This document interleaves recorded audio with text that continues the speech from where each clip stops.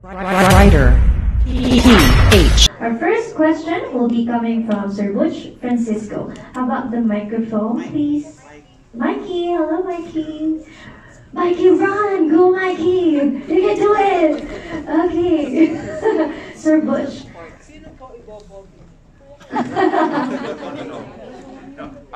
I've never felt this happy. Is this microphone on? Yeah. We can hear you. Okay, with my voice, yes. I've never been this happy. I mean, I see a lot of the cast members who are Korean winners and perennial Korean nominees. So how can this movie go wrong? Wow. Yeah. Yeah. Okay. I-turn on lang natin. Ganyan talaga pag live, guys. Okay. Replay. Sir Butch, go ahead. Take one lang ako eh. Take one. Okay. Take one lang, No, Sir you Butch. can ask the people I've worked with in the area, Charmaine and Archie. No. Again, I'm very, very happy because, again, I mean, the cast members, a lot of them were Korean winners and perennial Korean nominees. Always, every year after year, they're in the Korean list of honorees. Well, I actually see the allusion to the Ibong ADARNA. It's an old classic tale. But I want to know what was the inspiration? Why take inspiration from Ibong ADARNA? I mean, why not Principe Piñoso? The Reds, one of the Reds can answer. John. Sorry, I still call you John. Hello. Okay ba? Wala. Hello. Siguro marami din akong inspiration from aside from Ibong ADARNA, yung idea ng kaharian, di ba? Kingdom with a king with three sons, di ba? Shakespearean story yan eh. Tapos one of my favorite directors, si Kurosawa, made Ran, a movie na ganyan based on Shakespeare. Then of course yung Godfather is also the same, no? May ganong ano. Siguro I come from also a big family. Tapos we look up to our dad. Yun siguro yung personal connection ko doon, no? Pero ano rin, when I was young, fans kami nung ang Ibong ADARNA na nakamulatan namin yung kay Dolphy actually. And comedy, so markado sa akin yun. At the same time, kahit comedy siya, I saw it as a drama. At siguro nakakita rin ako ng way how to relate it to what's happening now. Kaya although itong material na to actually is around 15 years na sa akin sa baul ko. Ngayon lang siya nagawa sa film. Yeah, so was it the Dolphy with Rosana Ortiz? I think so. Basta naalala ko yung ibon, naging babae din talaga na leading lady. I remember. Yeah. Or I think only the two of us remember. Anyway, and Raymond also. Yeah. And Archie, umamin ka. Naalala mo. Sige na. Sige na. Yeah. Anyway, again, I'd like to say, I mean, it's about time. We had the movie this relevant again. Yeah. Congratulations. I really love it. It's going to be one of the best 2024. I can imagine. Yeah. Thank you very much and congratulations. Thank you, Sir Butch Francisco. Up next, let me call it Start na ng ano. Mr. Donon Sermino.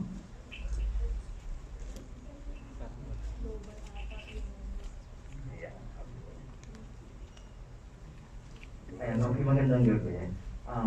Yung question ko muna for Diego and Coleen. So, how is it working with the Reds? Kasi, pag sinabi mga Red, di ba, alam niyo lang out of the box yung mga pelikula na hindi yan yung mga ordinary, mga pelikula na napapanood natin. So, kumusta yung karanasan ng pagtrabaho sa kanila? And yung mga dialogue kasi parang talagang I mean, ang lalalim ng mga ibig sabihin. Yes. Kaya i-deliver mo na.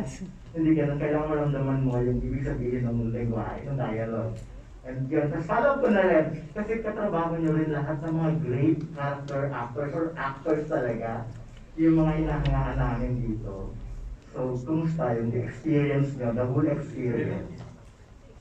For Coleen and Jack. Well, sa totoo lang po, syempre nung pinresent yung project sa amin, may cast in mind na present along with it. And of course, we knew that it was a film by Direct John, na written and directed by him. And that was enough to get me to say yes. Even before I read the script, parang sabi ko, parang oo ka dito.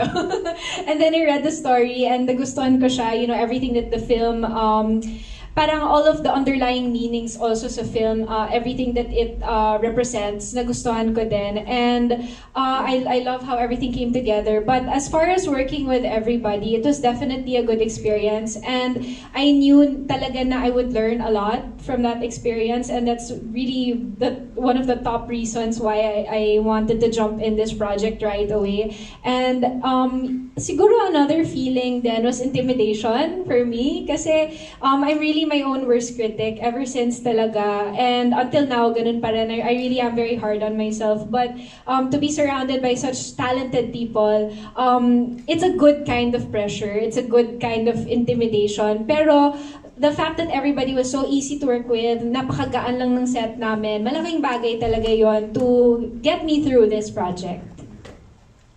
Napakagandang comeback film to for you. Ang ganda ng project. Thank you po. Pretty much exactly the same.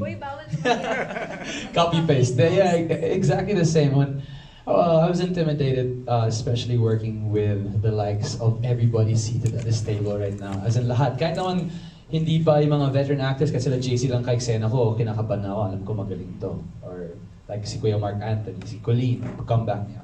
With sila direct, of course, I knew about them, I knew of them, and then I learned more while we were on the set of who they were.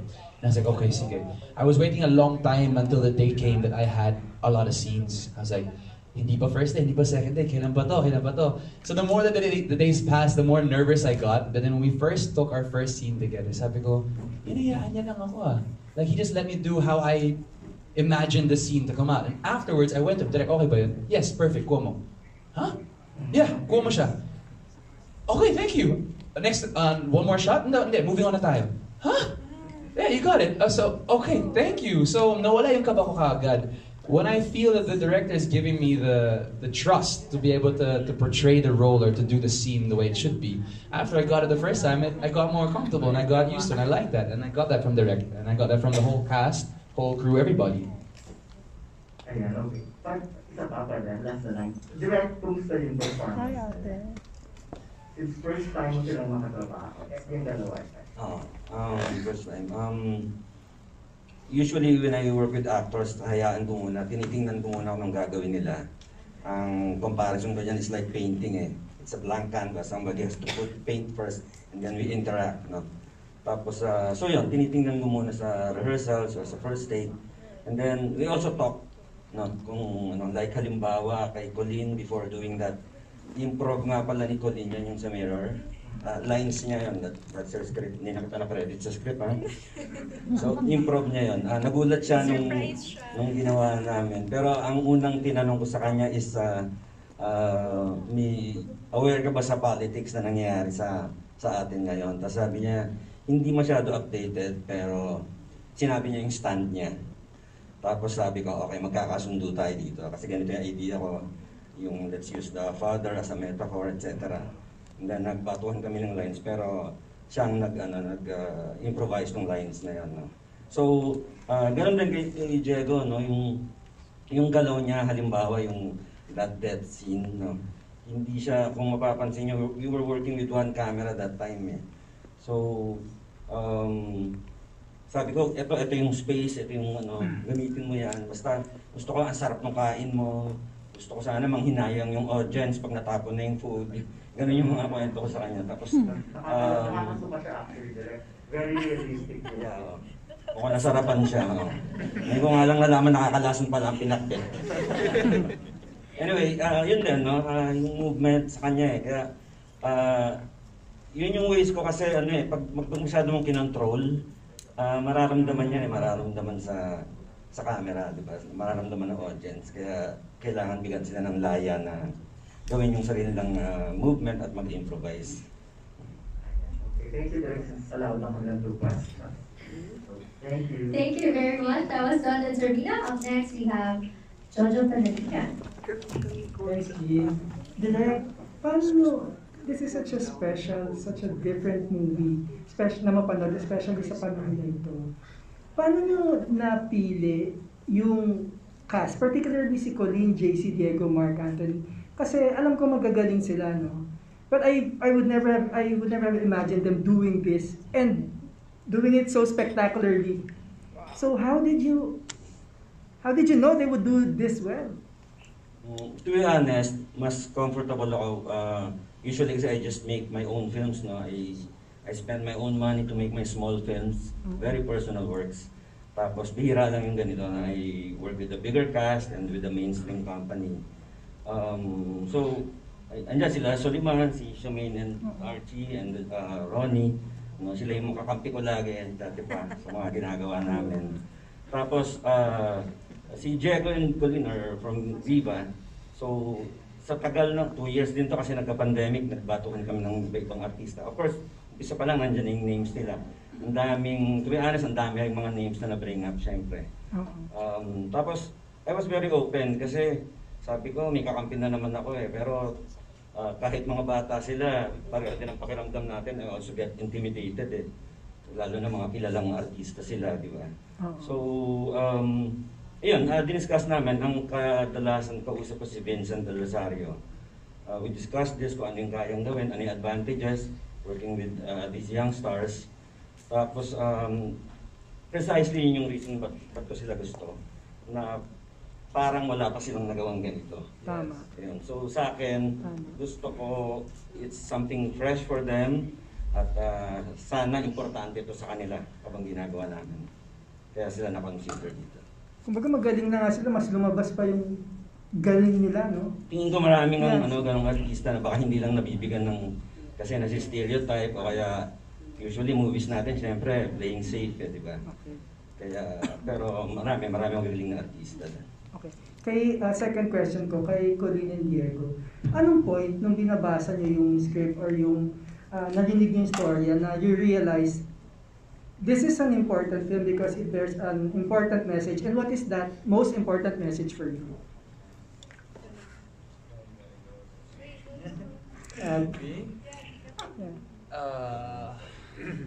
To be honest, for me, I didn't touch on that issue too much. I just treated it like another script and workshop for me. I do not want to have an opinion on what it correlates to in the outside world of working within the parameters of being on the set. Now, whatever that has to do, I mean, of course I have my own opinions, but I'll keep them personal. Whatever message lies behind that, I'm sure the director's got that across to the audience. It's very obvious. But if you're asking me my personal ones, I have no comment. Thank you. Thanks, Diego.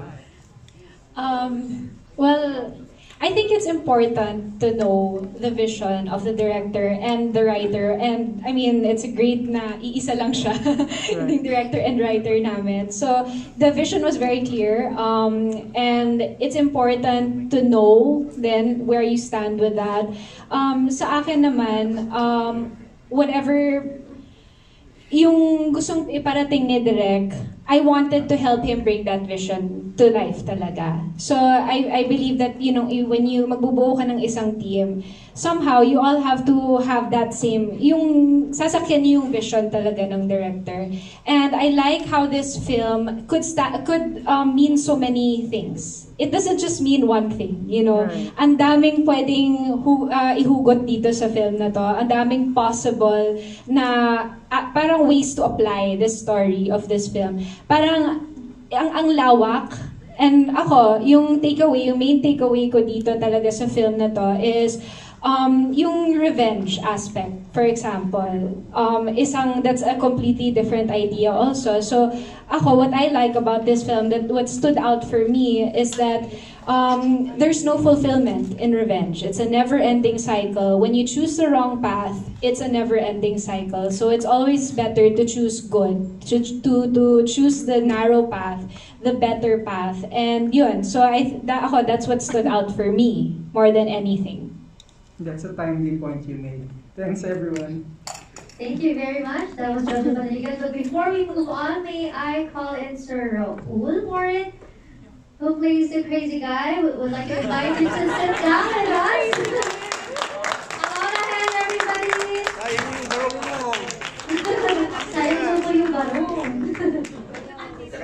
sapatos niya. Ay! Kapabala! Tapos na yung eksena! In character po, in character lang po. Hanggang dito. Okay, while we introduce of us is Raul. Okay, we'd like to call on Miss Leia Soteria. Yes, here. Hi, good evening, Direk. Hi, good evening. Good evening. I'd like to ask, hi, good evening. I'd like to ask Direk John and Direk Raymond. Direk Raymond said earlier, briefly, that this is your first time to work together. So how was the experience and why did it take you that long? Yo! Oo nga naman. Pero last na to. Yun, hindi ba kayo nag-clash, Direk?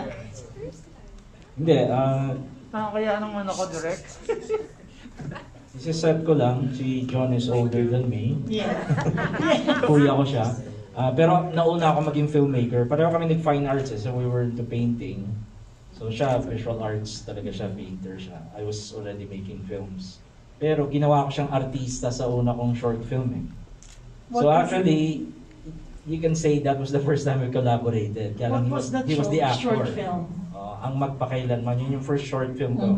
1983 pa yun. Wow. So, he was an actor nung time niya. Alright.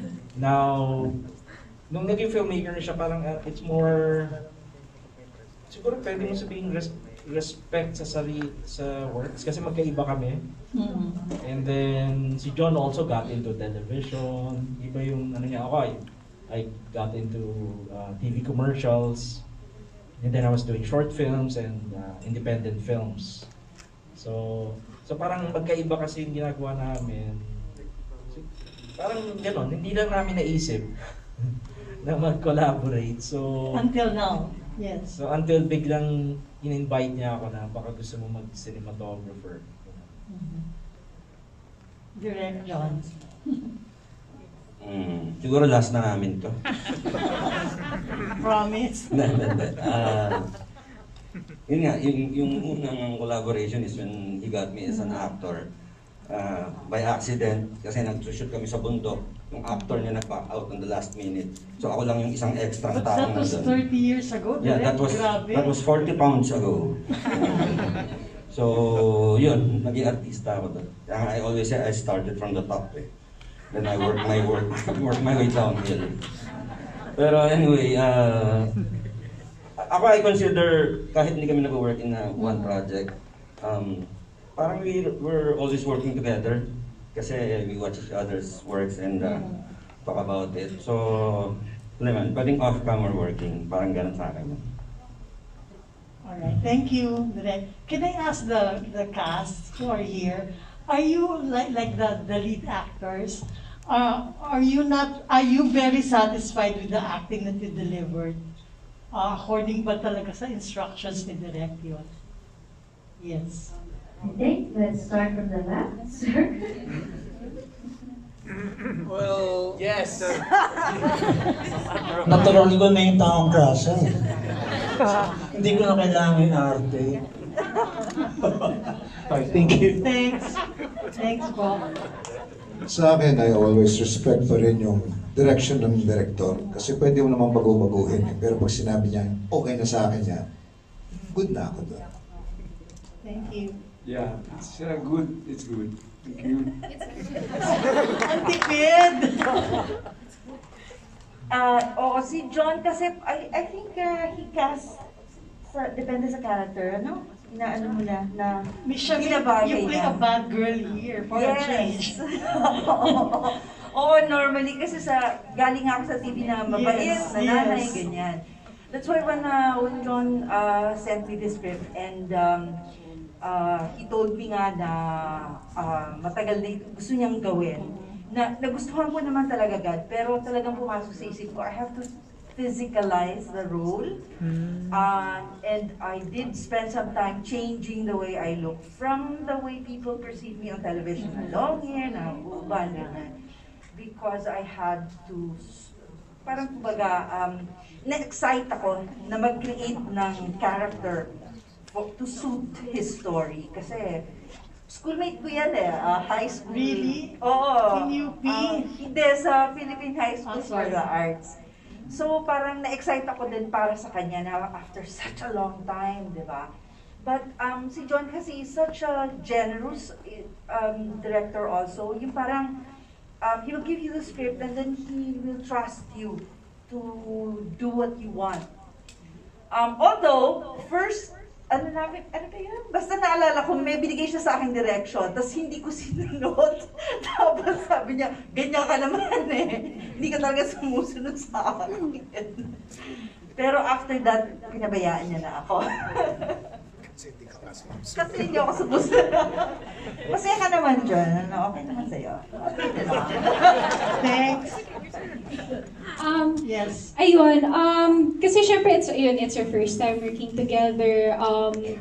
Nanibago din ako sa style ni Direk John kasi ang bilis namin. Hindi ako sanay na ang bilis-bilis namin. Talaga, yeah, a lot of it was one take lang. Grabe. So sabi ko, sure ka ba, Direk? Sure ka ba? Okay na yun. Kasi syempre napapraning ako baka hindi ko pa nabigay lahat. But I ended up trusting him. And I'm happy kasi nung unang time na nakita ko talaga tong film na to, I loved how everything was put together. And iba siya sa akala ko. Iba talaga yung nasa sa isip ni Direk. Talagang on the spot, alam na niya kung anong gusto niya. Like from the very start, before coming to the set, alam na niya kung ano gusto niya. And then yun nga, there's that one scene na wala sa script, biglang dinagdag na monologue na walang lines, talagang completely improvised. And I was so scared, but Direk really helped me through it as well. So, I had so much fun. I love the character so much to the point na medyo nabitin ako na I wish we could do even more. I wish na may follow-up film or something kasi I liked it. I enjoyed it. It was a really great experience and a great character for me. So, yun, nothing but good things. Alright, thanks. Yeah, your turn. Like what Coleen said earlier, I am also my worst critic. I always really analyze what I do. And siguro hanggang ngayon problema pa rin sa akin yung Tagalog. So every time I hear something na parang, that's not pronounced that way, I always pick it up. But acting-wise, it's kinda kapal mukha para sabihin ko na I did a good job. But if my director says I did a good job, then I'll take that affirmation. I think you did a good job. Thank you. Yes. I'm really proud with how the film turned out, and I couldn't have asked for a better first project to have been a part of. For me, sobrang gaan po kasi talagang katrabaho ni Direk John. Kasi as a parang first timer na sa acting, parang hinayaan niya lang ako na gawin yung role ko ng natural lang, nang wala siyang judgment. As in, hinayaan niya lang ako. And ayun, I feel comfortable, especially na ganun yung nangyari. So, ayan. Ayan. Nung una po talaga na rin ako, kinabahan din ako lalo na kay Direk kasi akala namin mahigpit, masunod si Direk. And then, lalo na yung eksena namin dalawa nun. Yeah, tatlo pala. Ayun. Sinabi nga ni Direk na ibigay na lang daw yung best namin para din syempre isang take lang. And sobrang ganda rin naman talaga ng kinalabasan.